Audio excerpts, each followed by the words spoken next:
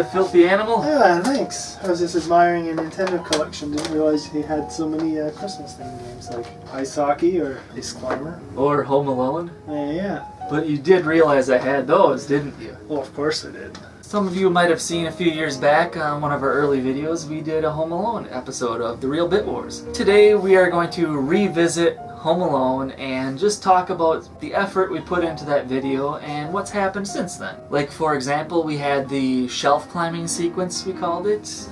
If you look behind Mike here, this is actually the shelf. The ceiling is right there. We made it look a lot taller in the video than it actually is. We have some footage of you sort of telling me how to make it look like I'm climbing, because some of the earlier takes it just kind of looked like I was crawling. And, the close-ups of my feet, we just took like a really flexible board to give it some bend, added the sound of the creaking wood. And yeah, I remember having to try to cram the camera in my hand in this little area and try to aim it down. I was kneeling down, I tucked my legs behind me a little bit so we couldn't see them, and it does look like I'm standing. Yeah. So do we even have you kneeling on your shoes so it would kind of make you look like you had feet? I think we tried that and we ended up not doing it. So too much effort for that whole sequence. Then after I fall on the ground, you threw Nintendo games on top of me to make it appear as though the shelf kind of tipped and stuff fell off of it. I had fun with that. Yeah, a couple of them hit me in the face. And then that immediately kind of segued into the PlayStation 2 game. So the odd thing about this, the picture, that's not exactly from Home Alone. That was in that movie Uncle Buck. Yeah. That's where they took that from. I was going to say, if anything. So for whatever reason, we were having trouble recording the footage for this. So I pointed the camera at the TV and it kept on going in and out of focus and kind of catered to what we were doing with that particular scene. So we just left it as it is. So we put a lot of emphasis on trying to cover all of the video games based on Home Alone. So one of the things we did is we have these Tiger handheld ones.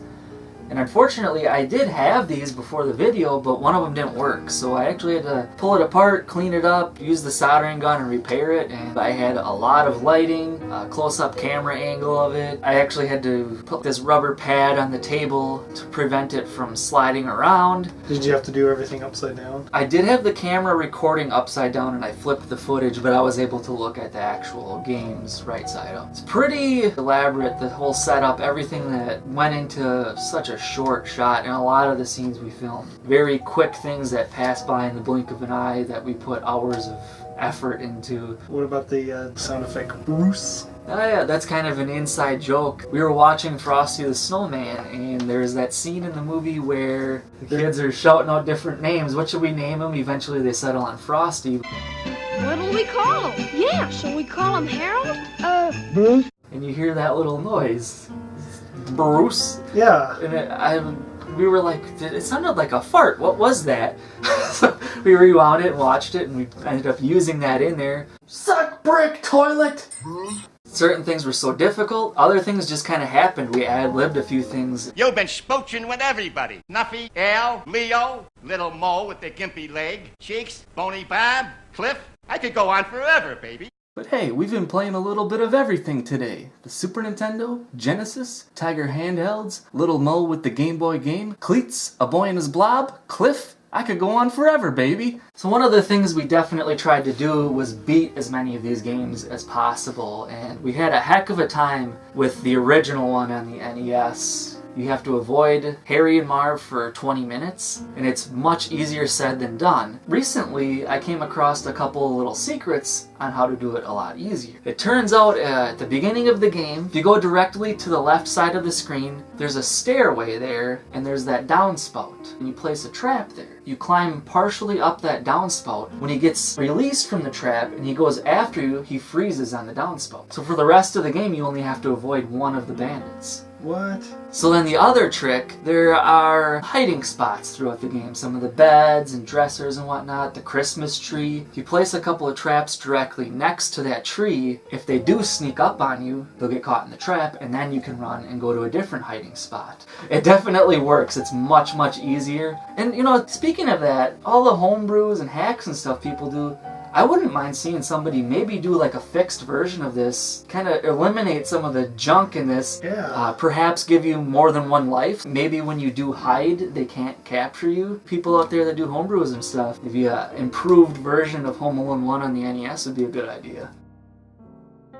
So in the original video, one of the things we said is that the second game on the Genesis is hands down our favorite. Do you still feel that way? I do. I still like it. I think it's more of the platforming. I have to say, definitely, I still think that is the best one. But I gotta admit, it's not the one I play the most. I kind of like the simplicity of the first one on the Nintendo and the Super Nintendo, and then the Game Boy port as well, but that one's a little bit frustrating, to say the least. Yeah. So there were a couple of games we didn't play in the original and we just showed. IBM Home Alone games. We did not have the means of actually playing them at the time, but now we do, and we have a little bit of footage of those. So the first one is actually somewhat similar to the first game on the Genesis. You collect items and set traps throughout the house while avoiding Harry and Marv. At the time we did the video, we definitely would have shown footage if we could have, but there wouldn't have been a lot to say about them. And then the second one on the IBM is actually just kind of running away from the bandits. You start on one side of the screen, you run all the way to the other one, and you lay traps down in your wake to slow them down. And again, that's pretty much all there is to it. There's not really a lot to say about these, but it is cool to be able to play them now. I'm glad that we were able to do that. Yeah.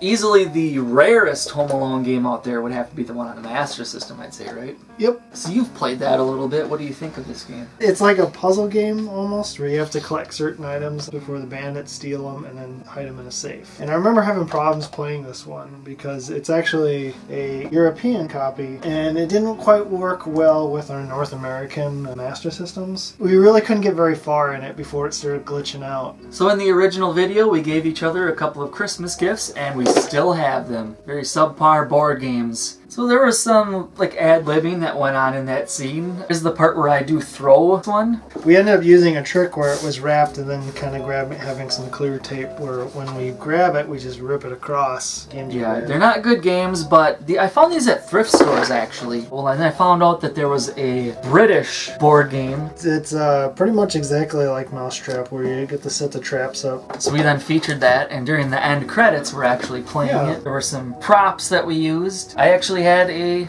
talk boy, and there's the scene where I trick you into thinking it'd be the talk boy, but it's the talk girl. But it's funny, I did have a talk boy. I'd found it at a thrift store, and it was broken. And just by chance, while we were in production on the video, I found another talk boy at a thrift store. Well, another thing we used was it's a homemade prop, simulate the furnace. And it's actually really bad now that I'm looking at it again, and it was pretty much... we had meat skewers and cardboard, and it was me and another person controlling the action as you recorded it in front of your computer screen, which had the Home Alone for the PlayStation 2 running.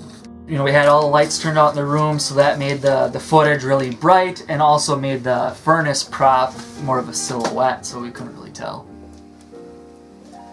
So another thing that was featured pretty heavily in the video was the music. And I actually have many different versions of the soundtracks. We used some of the original composition, tweaked it, I did some little remix kind of things that we threw in there.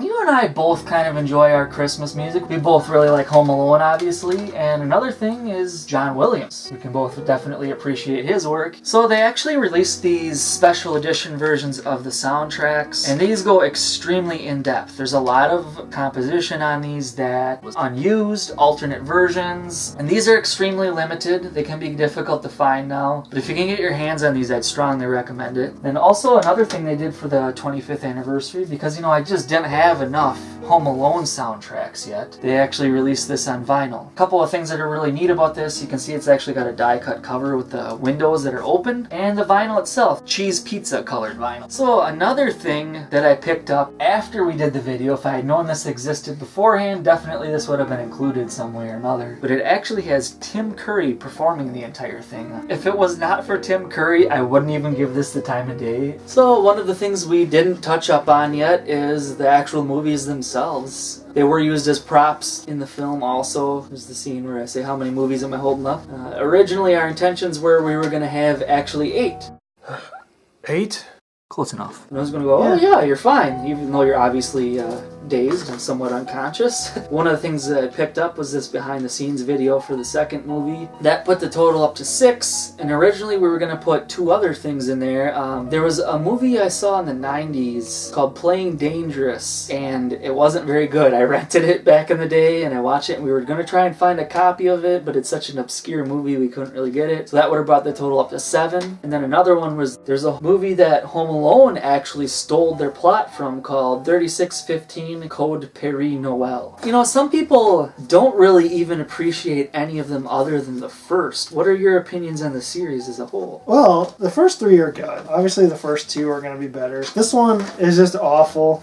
But this one came out a couple years ago, and I actually liked it. Malcolm McDowell's in it. I think he's the best. What do you think? I almost put the first 2 even. I know I'm supposed to think the first one's the superior film, and the second one was a cash-in on it, but I don't really feel that way. I think the third one is okay. I didn't mind it when it came out. Fourth one, terrible. I've only seen it once. I don't even know how I sat through the entire thing. And yeah, that more recent one is actually decent. It sort of lovingly pokes fun at the earlier installments. There is an online video where Macaulay Culkin played a taxi driver and someone gets he reprised his role as Kevin McAllister, actually. and he talked about what happened in the first 2 movies as if it was a real life event. Yeah, it's worth a watch. It's pretty dark. It's very. Oh, another thing that I picked up is this box set for the Blu-ray versions of the first and second movies. This was another thing done for that 25th anniversary for the first film. The big reason why I wanted to get this is there are commentaries on here with the director Chris Columbus and Macaulay Culkin. The disappointing thing though, they only did it for the first one. And there was a replica of Kevin's hat that was included in there. You can see it does say Home Alone on there. And speaking of that, I actually found this other hat inspired by the film. It says, "I made my family disappear" on the front. I have a little one at home that wears these,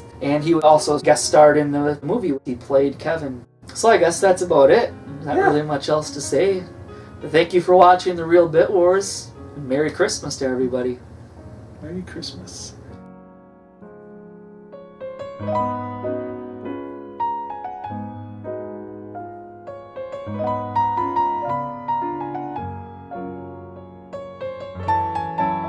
By the way, check the description below and click on the links because we have other Christmas videos on our channel. The Home Alone one we've been talking about, Days Before Christmas, we did a top 5 versions of Charles Dickens' A Christmas Carol, the C.H.U.D review, plenty of Christmas stuff on there, so go check that out please. Thanks for watching.